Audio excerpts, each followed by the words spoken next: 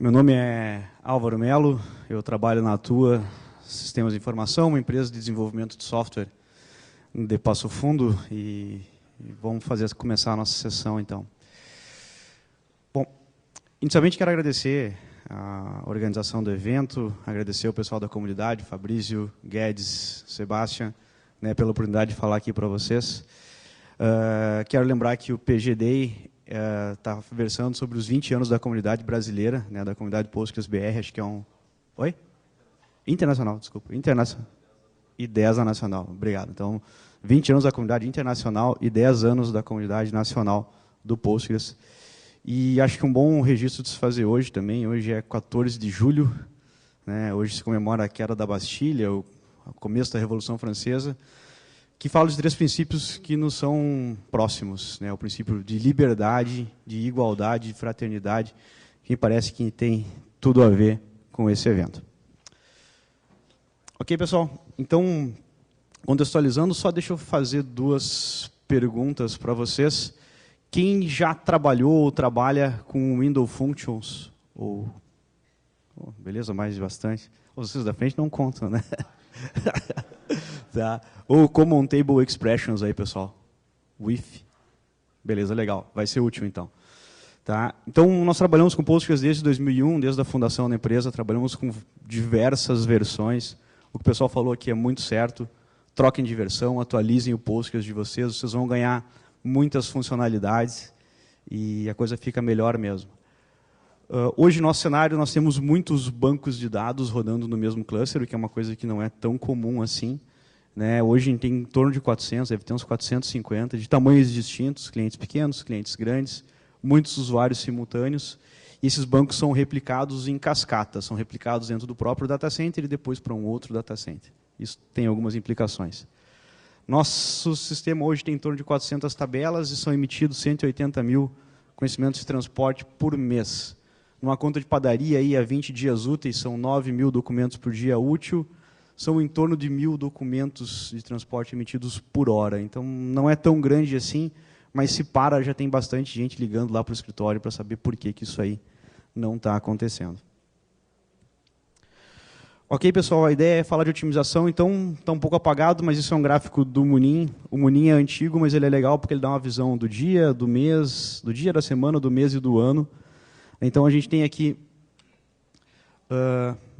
voltando, a gente tem aqui o acompanhamento anual e essa linha deveria subir, porque as bases aumentam de tamanho, os usuários, o número de usuários acessando o banco aumenta também, o número de documentos emitidos é maior e a máquina é a mesma. Então, a gente tem que fazer um trabalho para trazer esse número para baixo e é isso que eu vim contar aqui para vocês. Certo? A pergunta que deve chegar para vocês, ou a reclamação que, se não chegou, vai chegar algum dia, a não ser para quem tenha hardware infinito, é o sistema está lento. Em algum momento, algo vai estar, ou pelo menos parecer lento. Nosso produto se chama MaisFret, ele tem aproximadamente 3.000 arquivos, todos eles acessam o banco de dados, muitos mais de uma vez, então a gente pode dizer, brincando, aí, que nós temos 6.000 consultas passíveis de otimização no banco. Então, a grande questão é quem causa a lentidão? Por que o banco está lento? Quem deixa ele lento? E como que nós vamos chegar nisso? Certo? Então, para isso, nós usamos 2 ferramentas, e eu vou passar para cá, ou 2 abordagens. Tá? A primeira delas, o Sebastião comentou aqui, ela já não é nova, mas ainda assim continua útil, que é o PG Badger. O PG Badger vai nos mostrar uma porção de coisas aqui. Vale lembrar, antecipando, tudo parte dos logs do Postgres, e aqui a gente tem uma experiência um pouco distinta. Nós temos o banco num disco, os logs em outro, então, de fato, para nós não faz diferença. No nosso caso, e não tem receita de bolo, no nosso caso não faz diferença gravar ou não gravar log. E brincando, a gente grava 1 GB de log por semana. E a vantagem de gravar log é que eu sei o que está acontecendo, então eu sei onde é que eu preciso trabalhar. Mas isso vai de cada caso, pessoal? Então, nós gravamos todas as consultas que levam mais de meio segundo para rodar. Porque o resto é muito rápido, de fato não nos importa. Essa abertura do PG Badger viu, então, 4.600 queries normalizadas em uma semana, ela rodou do dia 20 a 27 de março, e nesse período de 7 dias aí, o banco ficou 1 dia e meio, 36 horas, então, processando consultas não rápidas. O que nós achamos mais interessante no PG Badger é esse cara aqui. Né? Vale gastar 1 hora aqui para ver quais são as opções que ele tem. O que nós achamos mais importante é o Time Consuming Queries, as consultas que levaram mais tempo durante sua execução. Em cima dele, ele tem uma pegadinha aí, que são as consultas mais lentas. Mas o que acontece? Nós temos algumas coisas que rodam na madrugada e são lentas. Mas o consumo na madrugada é muito menor, então também não me importa muito. Tá? E, às vezes eu me perco analisando, pode levar a que o DBA se perca analisando uma consulta que é a mais lenta, mas que de verdade não impacta no dia a dia do usuário. Então, essas Time Consuming Queries aqui são o que mais tem valor para nós. Né? E aqui ele é legal, então ele normaliza, não importa que parâmetro venha, ele vai mostrar. Ele dá um exemplo da consulta. E nós temos uma coisa que nos ajuda, a gente prefixa com um comentário todas as instruções, e então a gente sabe qual foi a tela que gerou isso. Isso aqui, na hora de otimizar, é uma mão na roda. E ele já vai mostrar aqui quando rodou, qual é o banco, qual é o usuário, etc. Então, de 36 horas, nós sabemos que 2 horas e 9 minutos foi com essa consulta aqui. Esse é o vilão da rodada. E o PG Badger ainda tem um negócio legal, que ele mostra em que horário está abrindo. Tá? Que aqui deve ser... Está meio ruim de ver aqui, está meio pequeno, mas de noite, alguma coisa assim. Não é madrugada. A madrugada está aqui, isso deve rodar na tarde. Então, é uma consulta que impacta na execução do nosso negócio. Então, o PG Badger é bem legal. O Sebastian já falou de um problema que ele tem. Ele gera um HTML bem grande, e às vezes é ruim de abrir. E ele tem uma outra questão que não é muito legal, que como é que eu comparo essa semana com a outra? Eu tenho que abrir um outro HTML e ficar olhando, comparando e tal. Então, a saída que nós utilizamos lá é trabalhar com planilhas. Certo? A gente abre o log do Postgres, trabalha com os shell scripts loucões lá e gera uma planilha. Então, eu sei que na semana do dia 20, esse cara foi o meu ladrão de performance. Ele levou lá 170 minutos rodando. Na semana do dia 13, ele nem apareceu. E antes ele levou 94. Então, alguma coisa aconteceu com esse cara. É fácil de identificar por aqui o que aconteceu. Então, eu tenho um top 5 aqui das consultas que mais consumiram na semana. E tenho também um resumo geral para ver como é que está a coisa. E eu tenho um número disso. Né? Fácil de ver. Se quiser fazer um gráfico, fácil de fazer também. Vamos lá.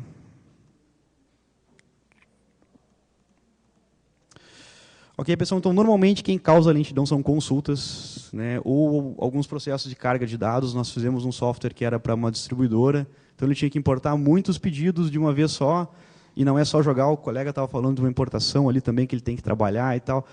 Mas importação em ERP é um pouco menos comum, o mais comum é relatório mesmo, né, mas nesses casos a exceção pode ser essas grandes cargas de dados que podem deixar o sistema lento. Então a ideia aqui é fazer um hands-on. Nós vamos começar bem do básico, né, que é partir de um explain. Para quem não viu nada, a sessão introdutória, acho que devia ter alguma coisa na página do Fizzly dizendo isso. Então, a gente vai começar bem do zero e vamos evoluindo gradativamente. Então, o explain é um comando que mostra como o planejador do Postgres vai rodar essa consulta. Ele vai nos dar um número, que é o custo. O custo é um número arbitrário, isso está na documentação, cabe vocês darem uma olhada. Se a gente fosse comparar com alguma coisa, seriam leituras de página de disco. O importante aqui é saber que 1 é pouco, 1000 é mais ou menos, 1 milhão é um monte. Então, quanto mais baixo a gente for, mais rápida roda a consulta. O explain tem uma variante, que é o analyze, que efetivamente roda a consulta. Então, isso pode levar tempo caso a consulta seja lenta. E só para situar vocês, nós trabalhamos com transporte rodoviário, então vamos ter tabelas chamadas CTRC, que é Conhecimento de Transporte Rodoviário de Carga, que é o irmão da nota eletrônica. Um caminhão tem que sair para trafegar com o produto, ele trafega com a nota e com o conhecimento de transporte, que hoje é o CTE. Bom, pessoal, partindo para a vaca fria, então, existem duas formas de busca, basicamente, para uma tabela. A busca pode ser sequencial ou a busca pode ser indexada. A busca sequencial, a gente pode comparar com um livro, essas duas buscas. A busca sequencial, eu pego um livro, passo página a página, procurando um termo até eu encontrar. Isso não é muito rápido, então demora mais. A busca indexada é exatamente o que vocês estão pensando. Eu vou lá, olho no índice e caio na página 80, que é a página que tem o termo que eu estou procurando. Existem N tipos de índices no Postgres. Dá para fazer uma sessão inteira sobre isso. No PGD de Campinas, ano passado, teve. Então, aqui, basicamente, vai começar do zero, dando uma olhada em como funciona o Explain. Certo, pessoal? A dinâmica aqui, eu vou mostrar a consulta. Tá bom o tamanho aí? O pessoal do fundo está enxergando bem? Precisa aumentar? Tá legal? Tá? Então, eu vou mostrar a consulta para não errar. A gente vai dar um catch aqui. As consultas são sequenciais. Um minutinho. Vamos mostrar as consultas e depois vamos rodar a consulta no banco e ver o que acontece. Então, essa primeira consulta é uma busca sequencial na tabela de CTRCs. Ela vai retornar aqui o número de registros que eu tenho, nesse caso, 1.200.000, que é uma tabela que não dá nem para chamar de grande, né, pessoal? E, de qualquer maneira, levou na minha máquina meio segundo, quase meio segundo, 490 milissegundos para rodar. Nossa próxima consulta, então, basicamente eu explain essa consulta, é ver como que o otimizador pensa em fazer isso. Então, essa é a série do explain. Quem nunca usou o explain aqui, pessoal? Nunca usou? Pô, tem bastante gente, então tá bacana.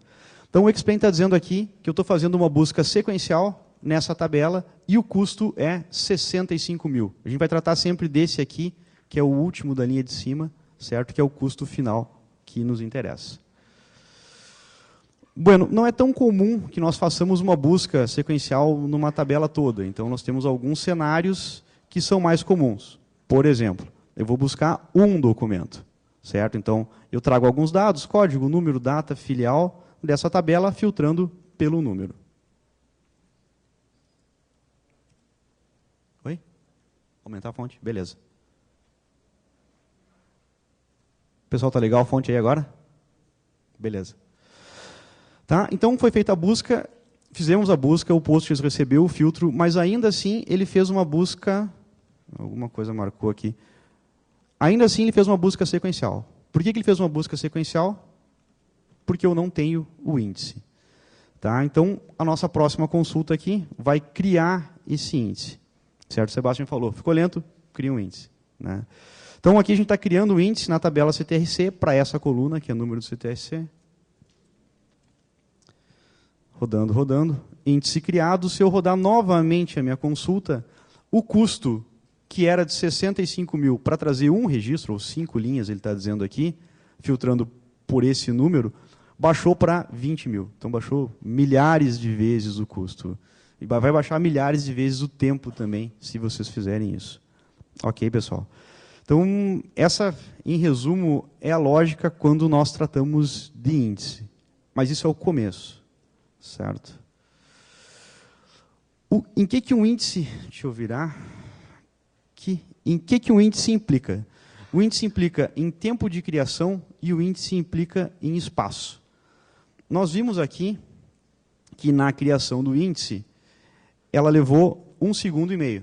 Falei para vocês antes que a gente tem em torno de 400 bases. Se eu fosse fazer um restore dessas minhas 400 bases, por algum motivo, só o tempo de criar esses índices ia levar 600 minutos. Certo? 1,5 vezes 400, 600 segundos, então eu teria 10 minutos criando um índice para uma tabela. Essa é uma das implicações de nós usarmos os índices. A segunda delas é o tamanho. Então, o Guedes falou hoje de manhã da questão do catálogo do Postgres. Essa é uma consulta que está indo no catálogo, buscando o nome da tabela, o tipo, o tamanho dela e o tamanho formatado. Certo? Ela vai dar o tamanho da tabela e do nosso índice.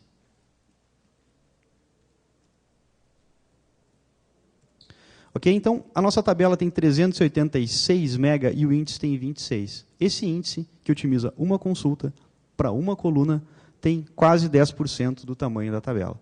Então, é uma solução válida, a gente tem que usar índices, não tem como não usar, mas a gente tem que usar com parcimônia. Se nós fizermos índices compostos, e eu já vi bases com índices compostos, em que se tinha muito mais espaços de índices do que de tabela. Então, é complicado. O cliente que gastou uma grana, aí, algumas centenas de milhares de reais, rodando Postgres, a base lenta e com problema de espaço, porque os índices eram muito grandes. 6, 8 colunas, e a coisa ia longe. Ok? Mas, enfim, índices são legais, então a gente pode olhar uma outra situação, que eu vou buscar fazer uma busca na tabela de estados.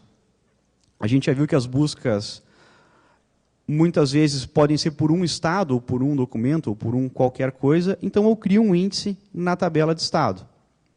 Certo? E depois faço uma busca em cima desse índice que eu acabei de criar. Vamos rodar essas 3 consultas aqui, então. Certo? Primeira fez uma busca. Na segunda, eu criei o índice, já foi bem mais rápido. E na terceira, eu estou fazendo a busca de novo. Mas aí, eu criei o índice, busquei por estado, usei a coluna que eu criei no índice e o Postgres não usou essa coluna. Por quê? Porque não é melhor. Certo? O Postgres tem um planejador, um otimizador, um planejador de consultas que faz essa análise para nós. E, via de regra, ele acerta. Vou dizer que 99% das vezes isso dá redondo. Alguma exceção a gente tem que trabalhar e é aí que tem que se fazer esse ajuste fino. Se eu quiser, eu posso brigar com o banco e dizer que eu não quero que ele faça buscas sequenciais. Então, se houver um índice disponível, ele vai fazer a busca pelo índice. Que é a situação dessa minha consulta aqui, em que eu tenho o índice para o campo sigla na tabela de UF. O que aconteceu, pessoal? A consulta é a mesma. Consulta 8 levou 8 de custo aqui e 1 aqui. A tabela é muito pequena. Então, a gente não pode criar índice direto, assim, para todas as chaves estrangeiras criar índice, essas coisas, porque muitas vezes o índice nem vai ser usado. É mais rápido fazer uma busca sequencial do que ir no índice e buscar o índice. Então, isso é o que o planejador do Postgres vai nos mostrar. Então, vamos desfazer isso e deixar como ele trabalhe, com que ele trabalhe, como deve ser. Ok, pessoal, então, quanto a índices, eles são muito legais. Tem essa questão de tempo de criação, espaço utilizado. Eles nem sempre são utilizados. Oi, pergunta?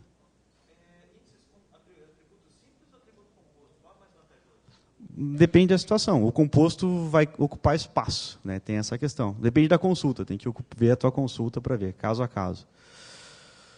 Ok, pessoal? Então, vamos lá. Algumas alternativas quanto a índices. Como é que a gente pode otimizar o uso do índice, fazendo com que ele trabalhe com uma amostra menor? Voltamos ao banco. Tem que aumentar isso aqui também, desculpem. Então, aqui eu fiz uma consulta que está pegando essa base e terminou em 15 de maio. Então, estou fazendo uma consulta que vai varrer 30 dias aqui da minha base. Na consulta 10 eu crio o índice e na consulta 11 eu vou conferir o tamanho dele e na consulta 12 vamos fazer um outro filtro que aí ao invés de filtrar por um mês, nós vamos filtrar por um dia, ok?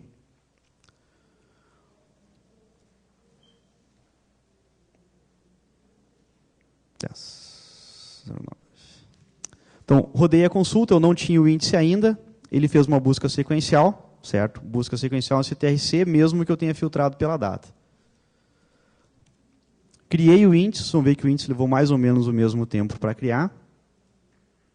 Se eu rodar a consulta novamente, ela já vai custar muito menos, ao invés de 67 mil, ela baixou para 11, então 1/6 do tempo que ela levou antes, o índice está cumprindo seu papel. Já foi?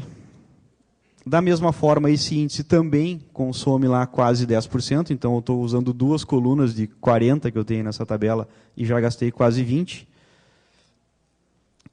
E vou fazer o filtro aqui por um dia. Certo? Então, notem, se eu filtrar por 30 dias, o custo foi de 11 mil. Se eu filtrar por um dia, o custo foi de 4. Certo? Então, quanto menor for a amostra, melhor vai trabalhar o índice. A regra de ouro aí, rule of thumb, me ajudem, pessoal, acho que é 5%, é isso? Para o índice ser utilizado. Não muito mais do que isso, né? Depende, mas assim...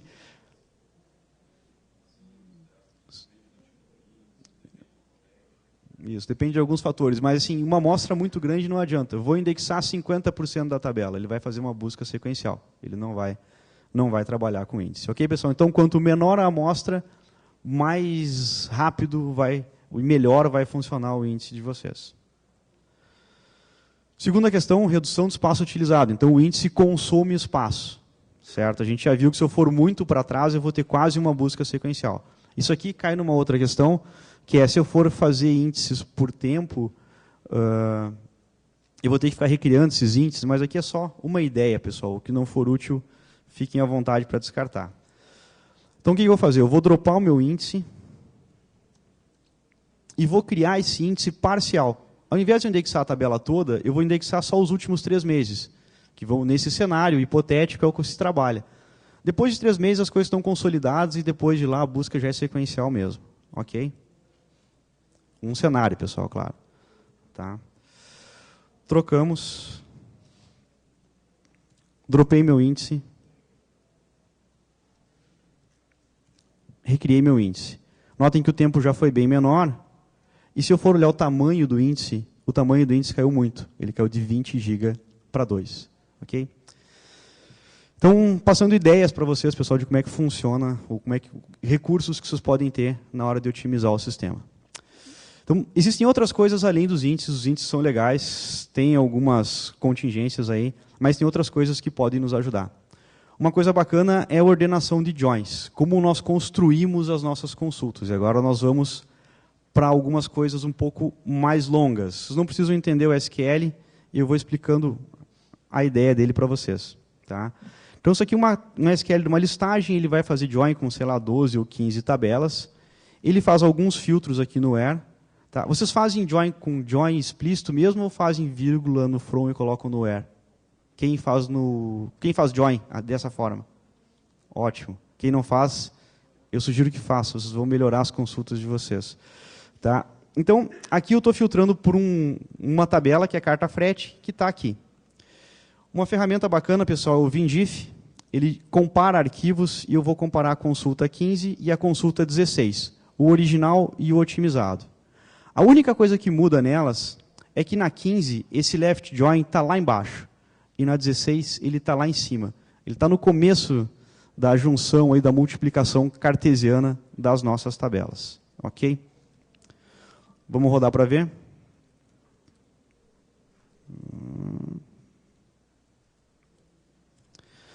Custo original, 43.164. Custo otimizado, 1.000. Então, a única coisa que eu fiz, eu não precisei criar índice, eu já tinha o índice, né, na verdade, eu só troquei o lugar do meu join. Por isso que é mais legal fazer o join explícito do que fazer o from e juntar no where. Vocês têm a possibilidade de fazer isso. Mas por que o Postgres não fez isso de cabeça? Ele tem um parâmetro que chama Join Collapse Limit, tem o Where Collapse Limit que faz isso também. Tá? E o dia que a gente descobriu isso, a gente achou que tinha achado o santo grau. Vamos jogar isso aí lá para cima e ele vai otimizar tudo. Aí, o que aconteceu? O padrão é 8. Sei lá, em 90 e tantos % das consultas ele trabalha legal. Aí a gente jogou esse parâmetro para cima e ele não trabalhou tão legal assim. Então a gente deixou em 8 e foi trabalhando as consultas isoladamente. Ok, pessoal? Uma outra alternativa para que vocês otimizem suas consultas. Fiz 2 perguntas no começo, uma delas sobre Common Table Expressions, ou o if. Né? O if é similar a uma tabela temporária.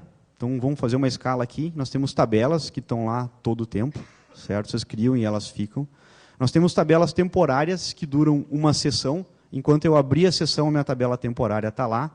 E nós temos as Common Table Expressions, que são tabelas temporárias que existem dentro da consulta. Tá? O que muda e um ganho que a gente tem com isso? Deixa eu ver se o Badger está aberto. Tá? E eu deixei aqui. Nós criamos muitas tabelas temporárias, muitas mesmo. E o que acontece? O vácuo ele tem que percorrer. Isso aí mexe nos atributos. A tabela temporária vai para a PG Class, os atributos delas vão para a PG Attribute, e como a gente cria demais, a gente tem que fazer limpeza muito frequentemente. O banco, na verdade, faz sozinho isso muito frequentemente nessas tabelas. Então, otimiza nossas consultas, mas gera uma rotina de manutenção para o banco aí, que, em última análise, também consome recursos. Tá? Então, o if é similar a uma tabela temporária, válido somente por uma consulta. Já está mais na frente aqui, eu só ia rodar, vamos ver se vai dar tempo, mas acho que vai. Aqui eu estou só rodando os mesmos SQLs, em vez de rodar com o explain, eu estou rodando eles efetivamente. Então, ele levou 1 segundo, depois que entrou em cache levou meio. O otimizado levou 20 décimos, porque ele já estava em cache, e daí ele vai levar esses 20 milésimos de segundo, 2 décimos. 2 centésimos. Ok, pessoal? Então, 6, 7, 18, 19. Uma introdução do if, essa é a sintaxe dele. Ok? É como se fosse uma view dentro da consulta. Eu só estou pegando a tabela de UF aqui, e ao invés de chamar a tabela, eu chamo W underline, que é o if que eu estou utilizando, que eu acabei de criar aqui em cima. Ele fez uma consulta trazendo todos os dados da minha tabela de UF normalmente. O que é o nosso cenário nesse caso? Eu tinha essa consulta, ok? Não vem ao caso entender a consulta inteira, e vamos para o VinDiff de novo, que vai ficar mais fácil de entender. Tá, 20 e 21. O que muda de uma para outra? Na primeira, na original, eu não usava o if, e eu fazia um join. Pessoal, algumas coisas aqui não vão estar legais, pessoal que modela banco aí, fechem um olho. Tá? Eu tinha um join aqui com uma função. CPF, CNPJ, vocês conhecem isso aí. Tá? Funções não são performáticas, como dizem os vendedores de hardware. Tá? Então, eu não consigo dar uma performance bacana nisso. A estrutura do banco está lá, o que eu fiz? Eu criei uma tabela que é muito pequena, certo? Onde eu faço essa busca, faço o filtro que eu tenho que fazer, e ao invés de fazer o join com uma função, eu faço o join com o meu window function, que é esse remetentes aqui. Deixa eu subir de novo. Então, eu chamei essa janela de remetentes, e faço o join aqui com o resto da tabela. Vamos dar uma conferida no que isso vira. A primeira consulta tem um custo absurdo, pessoal, isso aqui é meio exorbitante, é 1 bilhão, 510 milhões, 400 mil, e lá vai pedrada. Tá? A segunda consulta também não é pequeno, mas o custo dela já é 70 milhões, comparando com 1,5 bi, né? 70 milhões já é bem menos. Que, pessoal, esse é um dos usos que vocês podem ter, certo? Sempre que eu tiver que ter um subselect no where, que eu tiver que fazer um join com uma tabela grande ou que não seja indexada, que eu vou fazer várias vezes isso aí, eu posso usar a window function, criar ele lá em cima e depois ir fazendo os joins, e o ganho de performance é bem grande, ok?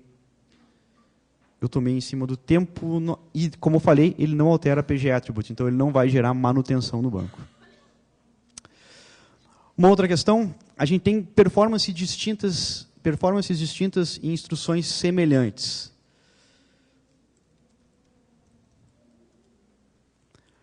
Aqui eu tenho uma consulta, e o que ela faz é verificar se esse documento aqui, se esse CTRC não foi mencionado com um documento de anulação. Então eu percorro, o primeiro SQL percorria toda a tabela, para ver se eu não tinha uma ligação, e se desse 0, estava tudo beleza. Ok? Em resumo é isso. VinDiff de novo. E o que mudou aqui é que, ao invés de fazer isso, eu vou fazer um not exists, que no fim vai dar exatamente na mesma. É uma outra construção do SQL que vai ter o mesmo efeito que esse count que nós fizemos aqui e que vai dar um resultado muito melhor. Okay? Então, o meu count tinha um custo de 64 mil, que vocês já viram lá no começo, que é o custo para percorrer essa tabela de qualquer maneira. E se eu usar o exists, eu tenho um custo de 35. Onde é que se explica essa diferença? Porque eu fiz uma busca indexada na tabela CTRC, ao invés de fazer uma busca sequencial, que custava 60 e poucos mil. Ok? Isso não é reais, pessoal, é 60 e poucos mil. Beleza. E por fim, o tempo está acabando, eu vou falar de window functions, tá? Que são funções de janela, é um negócio meio chato de explicar, mas vocês conseguem... o Postgres consegue trabalhar com os dados de uma consulta. Tá? O exemplo que eu vou dar aqui talvez seja mais simples, e quem já desenvolveu talvez tenha visto. Vocês vão ter um controle de estoque, tem um produto, e eu tenho uma tabela, um recurso que chama Cardex. Cada movimentação que eu faço nesse produto, eu boto se é uma entrada de estoque, saída de estoque e o saldo atual. Então, se eu quiser saber o saldo atual, eu vou lá e faço uma subconsulta no Cardex, pego o meu último item e vai trazer o saldo atual desse produto, o último saldo desse produto no sistema. Mas eu tenho que fazer um sub-SQL aqui, eu não tenho um outro jeito que não seja esse. Ok? E aqui eu vou usar dois recursos juntos e rapidinho para não estourar demais o tempo. Tá? Eu vou usar o if, que nós já usamos, mas o window function é aqui, essa parte do over. Tá? Então, eu estou trabalhando com os meus dados uma vez só, eu não preciso fazer uma subconsulta, e como eu usei... São 5, são 10? 10? Beleza. E como eu usei o window function aqui, eu só vou, o CTE, Common Table Expressions, eu só vou fazer um join com essa tabela aqui para pegar o meu saldo. Vamos para os números, pessoal. A consulta inicial, esse custo aqui não é grande, aqui é só para demonstrar o exemplo mesmo, teve um custo de 600. A segunda consulta teve um custo de 400. Brincando, brincando, a gente teve 30% de melhora. E aqui vamos ver elas rodando para ver o que acontece. Com o SubSQL, aqui estão os dados, vamos gravar esses números, 100, 0, 204. Ok? Levou 200 milissegundos. 200 milissegundos mesmo em cache. Ok? E aqui, usando o window function, eu tenho os mesmos resultados, 100, 0, 204, e eu levei 12 milissegundos. Tá? Então, o custo é muito menor numa construção diferente de SQL. Ok, pessoal, acho que meu tempo está acabando. Na verdade, a ideia era essa, passar para vocês. O sistema está lento, por onde é que eu saio, por onde é que eu começo, identifiquem o que é mais lento. Passar o básico para vocês, que é trabalhar com índices. Índices são muito legais, mas não são a tábua de salvação de ninguém. Eles têm custos, eles têm implicações. Então, mostrar em que os índices implicam.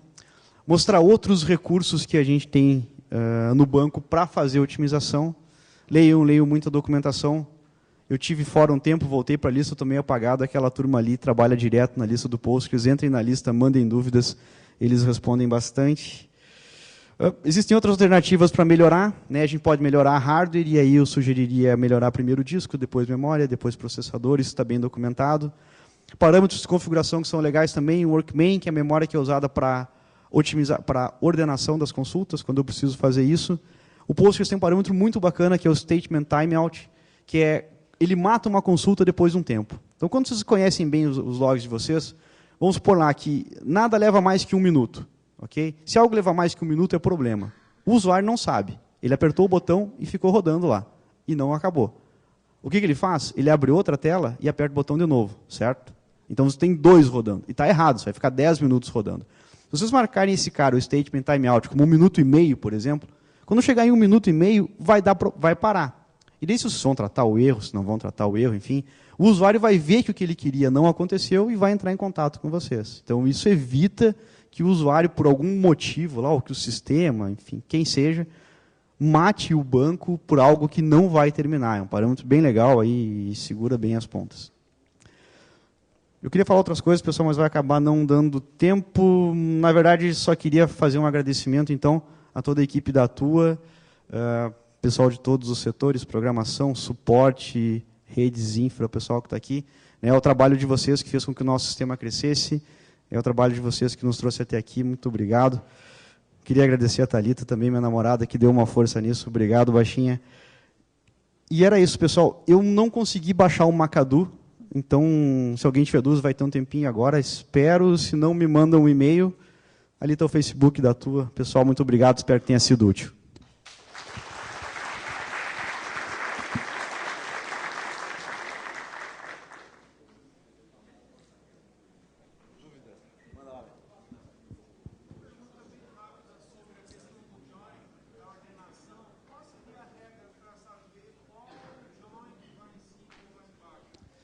Antigamente a gente achava que tudo que fosse join tinha que ser primeiro, e tudo que fosse left join tinha que ser depois. Na verdade, as tabelas que você for filtrar no where, coloca para cima.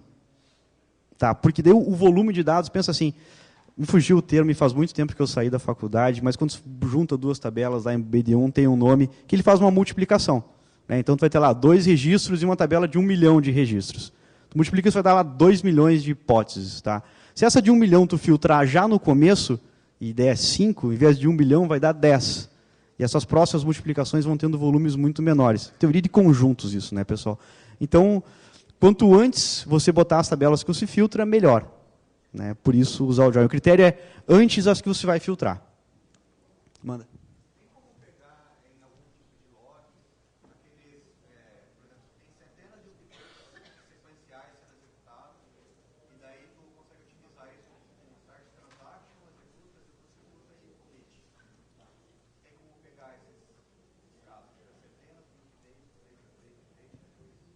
Por log, mais complicado. Né? O legal é botar isso em transação. Né? Transações vão usar muito em N cenários, até porque precisa. Daqui a pouco esses vários updates têm que rodar juntos. É um caso clássico de transação. Começa, termina. Mas por log, acho que não sei. Uma sequência de updates, lembra de alguma coisa? Que eu consegui achar? Acho que não. Tem que...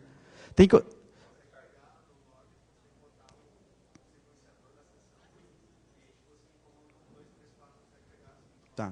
Beleza, obrigado, Sebastião.